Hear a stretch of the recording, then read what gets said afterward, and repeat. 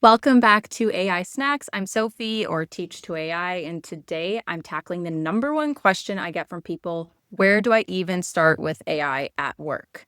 So if you're feeling overwhelmed by all the AI tools and possibilities out there, you are not alone. In the next 10 minutes, I'll introduce you to a simple free tool called JobsGPT that can help you identify exactly where AI can help with your specific job. Plus, I'll share my top tip for getting started without the overwhelm. So let's get into it. All right, getting started with AI can really feel intimidating and overwhelming, right? So many tools, possibilities, hype you hear about in the news all the time, and maybe you feel like you're even falling behind, but don't worry, you're not. You're going to take the first step today. And you don't need to understand everything about AI to start benefiting from it. We're going to show you how to take one simple, small step that will create momentum and teach you the skills you need to be an AI power user if that's what you want. All right, so I'm going to show you a free tool called JobsGPT today. And so it was created by SmarterX, and that's the team behind the Marketing AI Institute. They have a wonderful podcast that is very focused on AI news, and it's very in-depth. So if you are into that, it's like 1 to 2 hours every week. Check it out. It's called the Artificial Intelligence Show. And basically, they've created this custom GPT, a specialized version of ChatGPT that has one function, and that is the JobsGPT function, which we're going to talk about. And it's been trained to understand different jobs and identify where AI can help with specific tasks. And here's why it's so powerful. Instead of generic advice about AI, it can actually break down your specific job into tasks and tell you which ones AI can help with today and which ones might need to wait for future capabilities. So it uses something called exposure levels to rate each task. Don't worry about the technical details, but you can think of it like this. If it's an E0, it means that AI cannot help with this task yet. Levels 1 to 2 means, yep, it can help you right now with basic tools. So think things like ChatGPT, Claude, Gemini, or Copilot. Levels 3 to 7, it'll help soon as capabilities improve. Think maybe more advanced video analysis or multimodal function. And then levels 8 to 11 is future capabilities that are not here yet. So think like humanoid robot arms or something like that. Yeah, that's pretty complex, but that means way out of reach. All right, so let's get into it. I'm going to show you this tool here. This is their website. I will add the link, and basically all you need is a ChatGPT account, free or paid. Okay, so it has 3 prompts here. I can do a job description, enter a job title, or forecast new jobs. Let's do enter a job title just for simplicity. All right, so what I'm going to be asking is, let's say, news radio producer covering current affairs. I know someone who does this, so hopefully this will help her in her AI usage. So what it's doing right now is it's searching the web. So it's actually looking through the internet to find out what these people actually do. And then it is breaking it down into tasks here. This is super neat. It shows you the exposure levels. Remember, one is direct exposure, so meaning that you can use like ChatGPT for this or any basic AI, and it tells you estimated time saved, which is really cool too. And it tells you why it can help with this task. For example, monitor news feeds and social media for breaking stories. Exposure level is 1. Estimated time saved is 40 to 60%. And the rationale is LLMs, aka ChatGPT, Claude, Copilot, or Gemini, can aggregate and summarize real-time news from multiple sources, highlighting relevant updates and trends. I would recommend using a site called Perplexity for this task. That one is great for news and breaking updates. Research and fact check stories, write scripts and show rundowns. So that can save 40 to 60% of time. Book guests and schedule interviews. So that's 20 to 40% time saving. AI-powered scheduling tools can automate outreach and coordinate calendars. And I like this: edit audio segments. AI tools can transcribe and suggest edits. So this would be something that's not ChatGPT, but an AI-enabled tool like Descript. And then I really like how it also includes 2 tasks that are not enabled by AI, or 2 tasks that AI cannot help with at all. So we have coordinate with on-air talent and technical staff. This task requires human interaction and coordination. And manage live broadcasts and respond to real-time issues. And real-time decision-making and problem-solving during the live broadcast necessitate human oversight. It does a really good job of breaking down tasks and showing you the capabilities you might not even thought of for using AI at work. And I really like on the website, they have a how it works section, but then they also have examples and recommended prompts. These are good.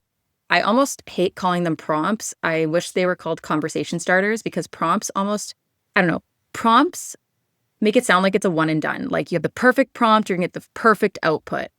No, it's more like a conversation starter. AI is iterative. You want to keep it moving, keep the conversation going. That's how you're gonna get really good at using it, and that's how you're gonna get the best outputs.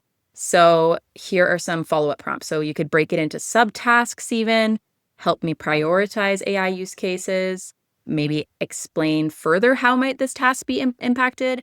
All right. So next steps are just explaining your situation, right? So a lot of times we overthink prompting when all we need to do is just explain.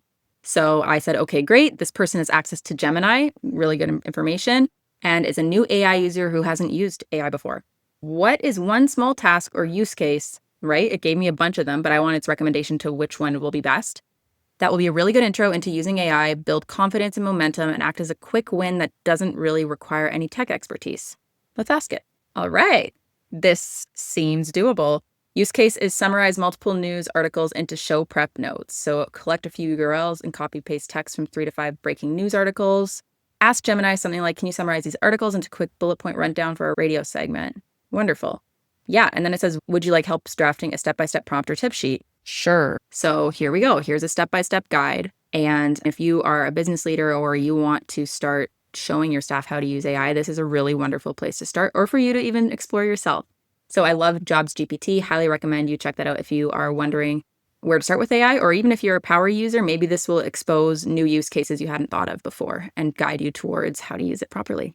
So after you've used JobsGPT to identify potential AI use cases for your job, here's my number one recommendation. Focus on one tool and one problem. Like we did in that example, we did Gemini and we did news summaries, right?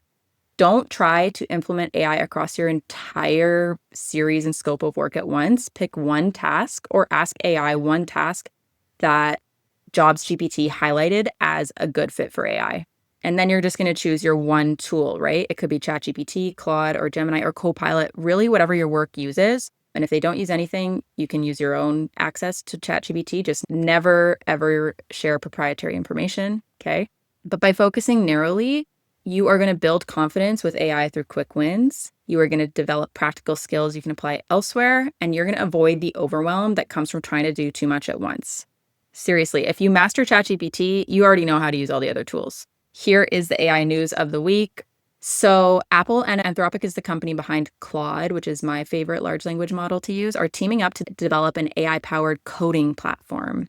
And I think this is significant because Apple is joining forces with Anthropic to build tools that make coding more accessible.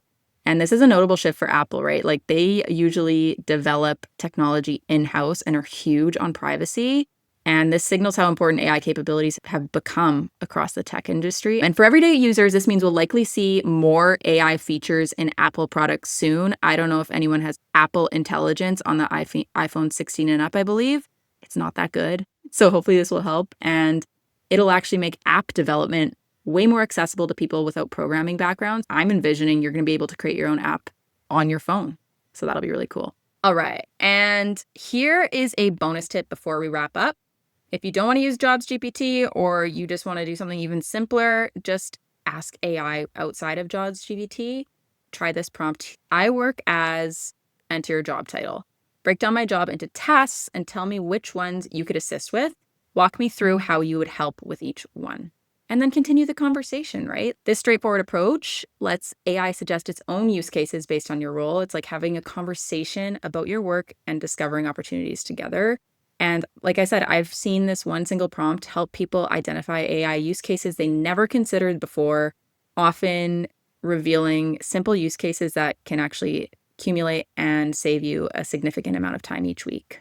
Always read over everything AI gives you. Don't be super, super lazy. And always add your own personal touch, of course. But sometimes the most direct approach is the best one. So give it a try and see what possibilities it opens up for you. Take your first AI step today. And if you're enjoying AI Snacks, the best way to support the show is leave a rating or review wherever you listen to podcasts, as well as give JobsGPT a try. I will link it in the show notes and description. And feel free to send me a DM on Instagram about what you'd love to see next. Bye.